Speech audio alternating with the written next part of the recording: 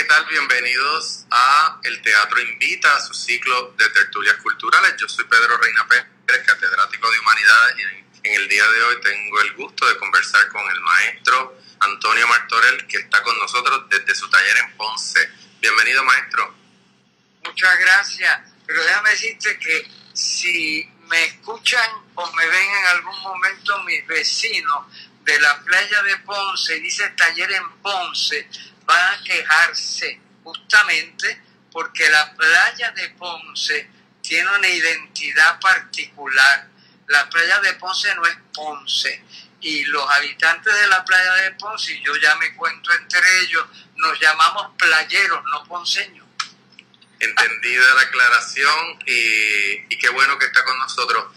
Este proyecto se ha concebido para que las audiencias del teatro se mantengan conectados con el quehacer cultural, y ya llevamos más de un mes de entrevista por aquí, por este medio, y la entrevista con usted, maestro, es una oportunidad maravillosa para conversar sobre distintas cosas, pero quisiera comenzar preguntándole, ¿cuál es su primer recuerdo del teatro de la universidad? Y ahora sí que me tiras bien para atrás. Bueno, mi primer recuerdo del teatro de la universidad era como trasfondo de los pasadías familiares, donde mi madre nos llevaba a mis hermanos y a mí a sentarnos en la grama a tener un picnic.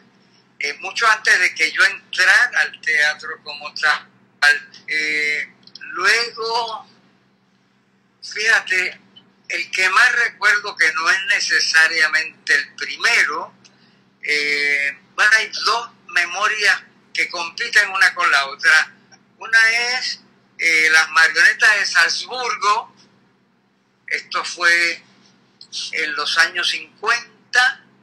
Y otra es también en los años 50, una producción extraordinaria de Así que pasen 5 años, de García Lorca, montada por Vicky Espinosa. Hay también otra muy importante, el ballet La Mesa Verde, de una compañía de ballet, creo que alemano-chilena.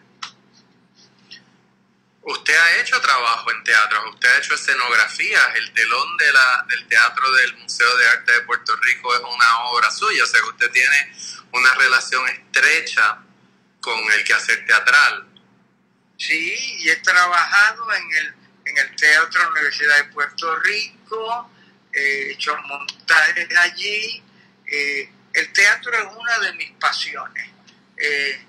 Quizás la más antigua, porque todos los niños son teatreros, todos los niños representan la realidad de algún modo, porque todavía no se sienten o no les permiten ser parte de la realidad operativa.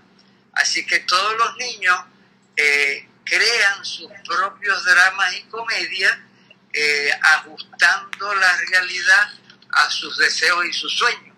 Así que mi trayectoria teatral comienza, como la de todos, en la infancia. Lo único que tuve la ventaja de poder continuarla más adelante, pero mi primera experiencia teatral que yo recuerdo de formato como teatro no fue en el teatro. De hecho, fue en la iglesia. Fui monaguillo por 5 años, desde los 10 hasta los 15. Y participé en el más espectacular escenario de todos, el altar de la Iglesia Católica, cuando era en un idioma desconocido inclusive para los oficiantes, porque yo rezaba en un latín totalmente fonético. No entendía ni papa de lo yo creo que en eso no estaba solo, la gente repetía como el papagayo. Sí, lo que se aprendían de memoria. De moverme de un lado a otro del altar, la genuflexión, sonar la campanilla, el incenciario, adelantar el platillo debajo el mentón de el comulgante mientras el cura le ofrendaba la hostia. Yo creo que esa fue mi primera experiencia de teatro, de gran teatro, con una iglesia muy grande, San Vicente de Paúl. Creo que habrían por lo menos 300 o 400 fieles allí, que se levantaban, se sentaban y se arrodillaban en cuanto yo sonaba una campanilla. Sí, esa es una definición de poder. Cuando uno se pone esa sotana y uno es chiquito y se para al frente y todo el mundo lo mira, yo tengo que confesar que yo hice lo mismo. Bien. Porque yo no soportaba ir a misa y la única manera que lo soportaba fue cuando me hice monaguillo, porque por lo menos me tenían ocupado. Quiero aprovechar que en fecha reciente, antes de que empezáramos la pandemia, estaba en salas el documental de Paloma Suau, El accidente feliz, que recoge una mirada a su vida y a su obra. Y me gustaría que nos comentara algo que yo pienso que se sabe poco de sus primeros años de formación. Usted se fue a México, y México fue un periodo importante desde su formación como artista. ¿Qué nos puede contar de ese periodo de México? Bueno, realmente no fue un periodo inicial. Yo estaba próximo a cumplir 40 años cuando me fui a México. ¿Un niño? Sí, pues sí, mirándolo desde ahora, una criatura definitivamente. Pero entonces ya a mí me espantaba el hecho de que iba a cumplir 40 años en Puerto Rico, y yo partía de una premisa falsa. Creía que en nuestro país hasta los 40 uno es una joven promesa. Al cumplir los 40 años, automáticamente uno se convertía en una vaca sagrada. Y yo no quería ese destino para mí tan temprano ni tan tarde tampoco. Así es que una de las razones que me fui a México fue para escapar ese destino fatal. No sabía yo entonces algo que aprendí luego a mi regreso. En Puerto Rico uno nunca se convierte en una vaca sagrada. Uno sigue siendo un becerro mamón toda la vida. ¿Y México qué le agregó a su trabajo? Bueno, México, en parte fui allí porque México, allí hicieron su aprendizaje gran parte de mis maestros puertorriqueños. Además, yo me crié en un Caribe totalmente impregnado de el sabor y el saber de México, a través del cine, la música, la literatura, el teatro. Así es que yo reconocía en México en gran medida mi norte, y el ejemplo de una afirmación identitaria latinoamericana que yo me sentía muy afín a ella y la quería también para mis hijos que estaban creciendo, eran preadolescentes, y quería ofrecerles la alternativa también de tener una vivencia, de crecer y educarse en un país como México. De hecho, mis hijos saben más historia mexicana que puertorriqueña, porque como bien saben, en Puerto Rico apenas se estudia, y mucho menos entonces, la historia de Puerto Rico, que estaba circunscrita a un semestre en la escuela superior. Así que fui allí para más. Me encantaba y me encanta el arte mexicano y la literatura mexicana y el cine. Así es que fui allí no como ir a un país extranjero, sino como visitar una parte esencial de mis raíces, tanto nacionales como culturales. Una de las cosas que más a mí me llama la atención de su trabajo es la influencia de Lorenzo Omar en usted, y particularmente la caligrafía. Uno se puede parar frente a una obra suya e identificarla inmediatamente por el absoluto cuidado y devoción que usted le aplica a la caligrafía. Cuéntenos esa relación suya con la caligrafía. Bueno, en parte, realmente Lorenzo Omar, que es mi maestro, yo me apropio de él porque fue y es una persona y una enseñanza fundamental en mi trabajo. Todavía a los 81 años, a veces estoy pintando un cuadro, cortando un grabado y miro así por encima de mi hombro, como con ganas de preguntar al maestro, ¿voy bien? Porque un maestro tan severo, a la misma vez tan alentador, tan querer transmitir su conocimiento y contribuir a una escuela de arte puertorriqueño. Así que, por un lado eso, me formé con él haciendo carteles, en la integración de la imagen en la palabra en el cartel, también en la ilustración y diseño de libros. Súmale a eso el hecho de que yo fui un niño lector. Yo leía todo lo que caía en mis manos y cosas que no caían en mis manos tampoco. Me encaramaba en un librero a riesgo de romperme la crisma para buscar en el último anaquel aquellos libros que mi madre escondía por considerarlos literatura audaz. De hecho, había un autor que se llamaba Caballero Audaz. Vargas Vila, toda esa gente, ¿verdad?, que se consideraban eróticos y que ahora mismo, ¿verdad?, son bastante, no diríamos puritanos, pero nadie se le ocurriría decir que son tan eróticos como para guardarlo de la mirada de un niño. Así que yo leí de todo, y desde muy temprano vi el mundo no solamente en imágenes, sino también en palabras.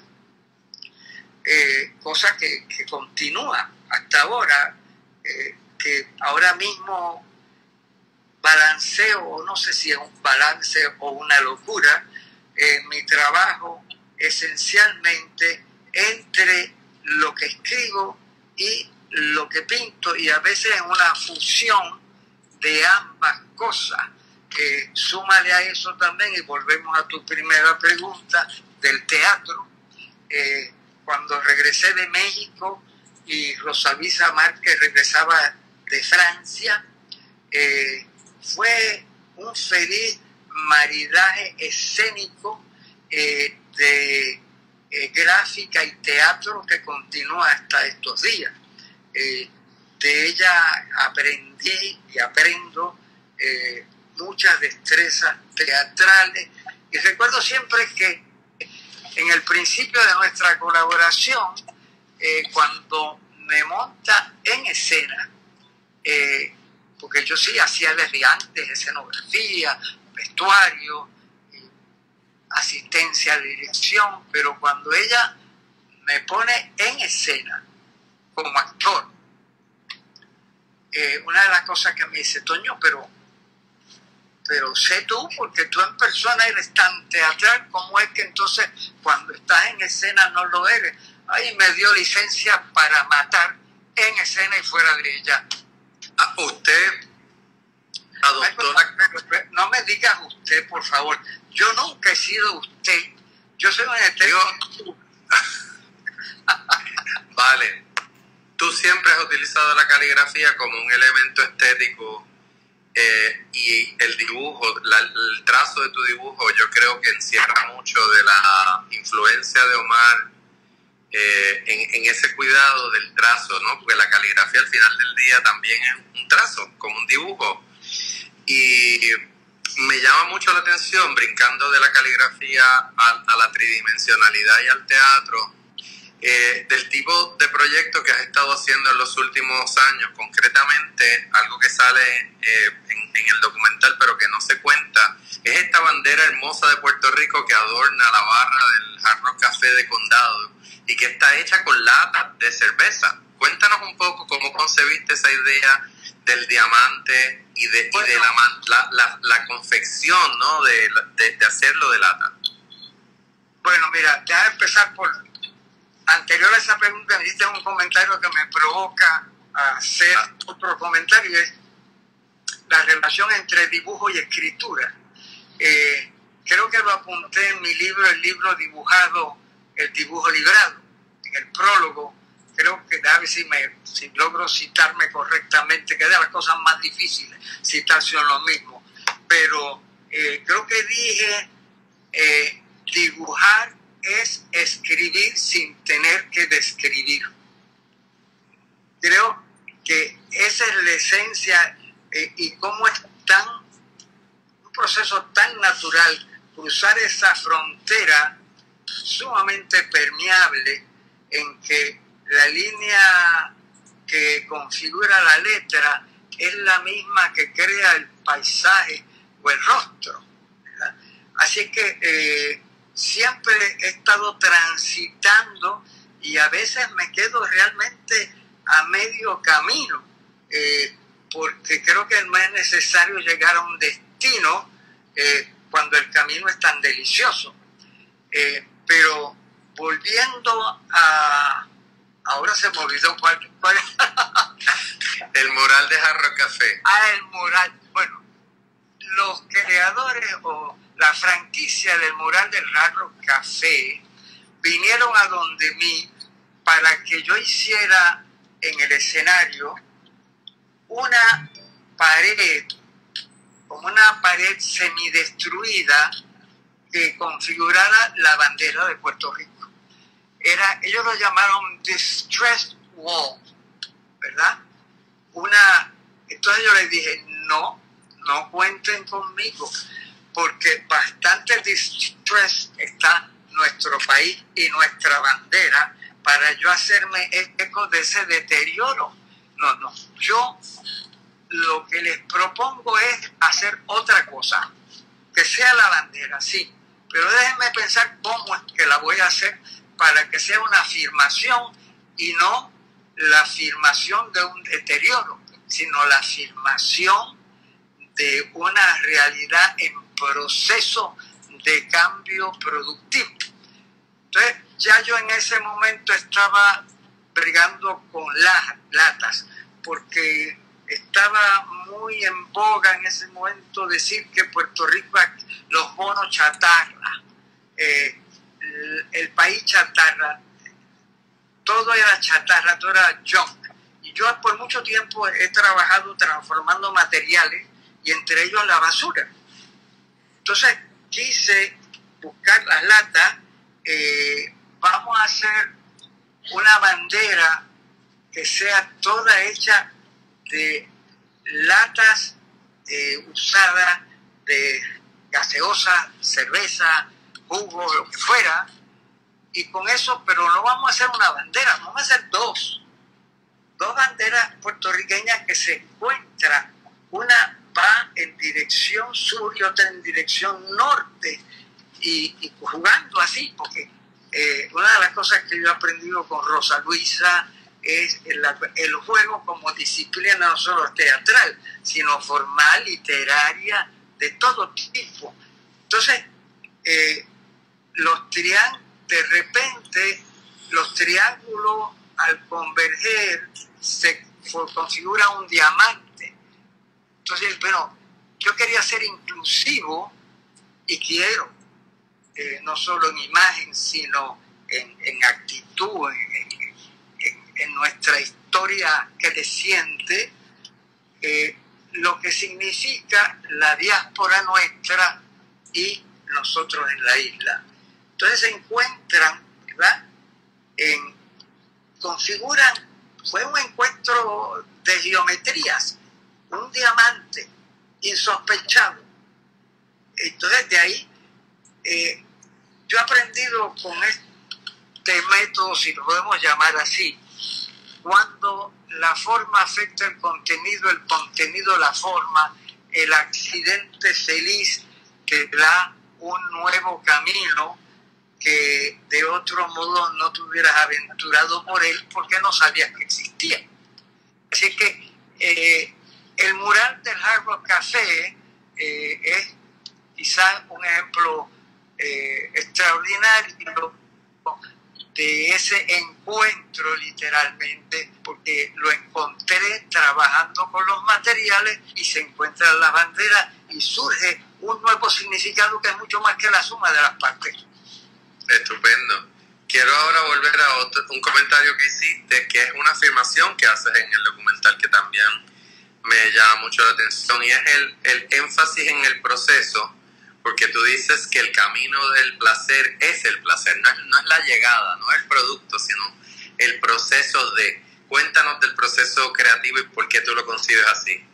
Bueno, es que todo artista es un amante de lo que hace y cómo lo hace.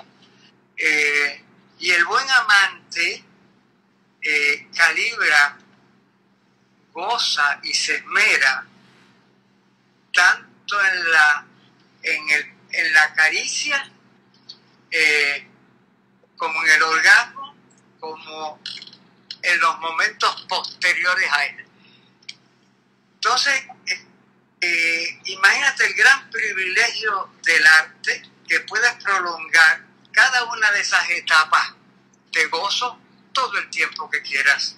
Entonces, ¿por qué?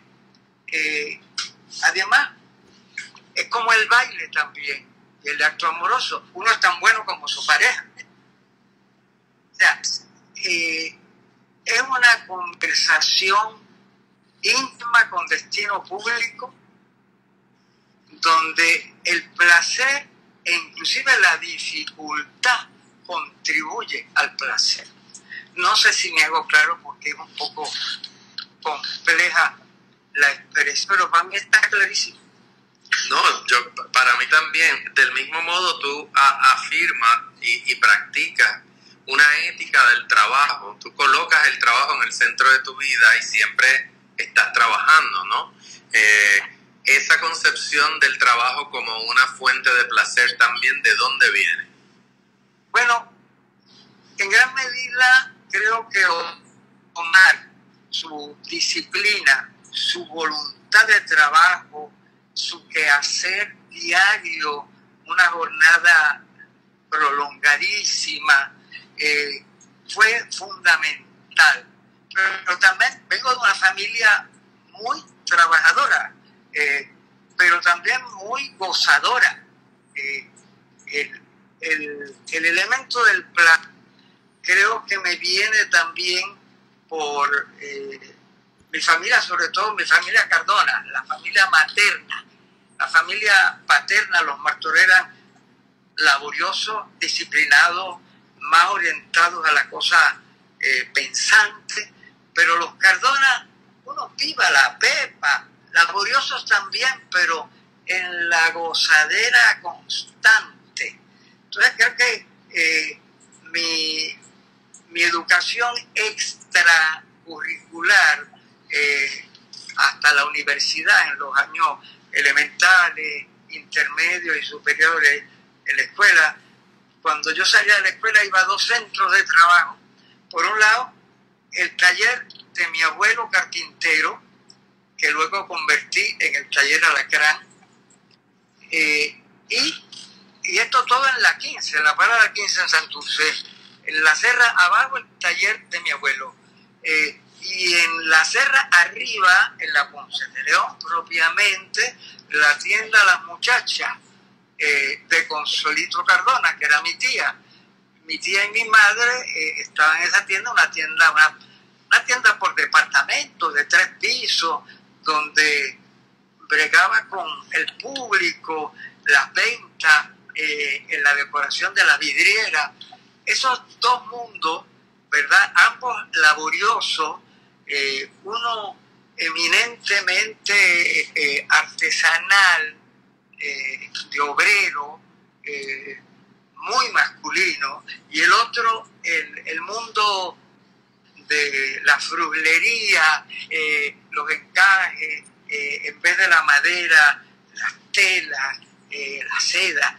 Entonces, esos dos centros de trabajo, con su particular laboriosidad, pero su carácter tan diferente y complementario, pues creo que fueron fundamentales en mi formación. Muy brevemente, que se nos está acabando el tiempo, ¿en qué estás trabajando ahora? ¿En qué no estoy trabajando? Estoy comenzando un nuevo libro que se titula 3 puntos suspensivos, Me imagino. Reflexiones sobre el arte de imaginar, es el subtítulo. Y es como una memoria y presente de los procesos del arte, cómo se manifiestan en mi trabajo. Por otro lado, estoy haciendo retratos pandémicos que a través de este medio, de los teléfonos inteligentes, del correo electrónico, me envían conocidos y desconocidos fotos que se toman ellos mismos en selfie o que le toma alguien, y yo en la intimidad de mi taller pues hago con eso, partiendo del pie forzado de la pose, el vestuario, el trasfondo, hago mi retrato y se lo remito por el mismo medio, y esperando que ya pase la pandemia para que lo puedan recoger. Y no solamente gozo haciéndolo, sino que algo que empecé como un modo de burlar el encierro pandémico, ahora no solamente lo burlo, sino que la gente me paga por trabajar y gozar. Estupendo. Toño Martorell, maestrísimo, muchas gracias por aceptar esta invitación. Ha sido un gusto conversar contigo desde la playa de Ponce. Pero el gusto ha sido mío. Lo único es que me quejo de todos los placeres. Demasiado breve. Yo siempre quiero más. Queremos, no solamente tú, queremos que nuestro público también se quede con ganas de volver al teatro y auspiciar las producciones que vendrán por ahí cuando la vida vuelva a una nueva normalidad. Este proyecto del ciclo de tertulias es una producción del equipo ejecutivo del teatro. Mi reconocimiento y gratitud a Rafa Chávez y a Tamara Miranda. Toño, un gran abrazo a la distancia. Le digo igual a nuestro público que sintonicen. Hasta pronto. Que sintonicen la próxima entrevista el martes. Edgar García entrevista a la joven actriz Isabel Arraiza. Soy Pedro Reina Pérez. Hasta pronto.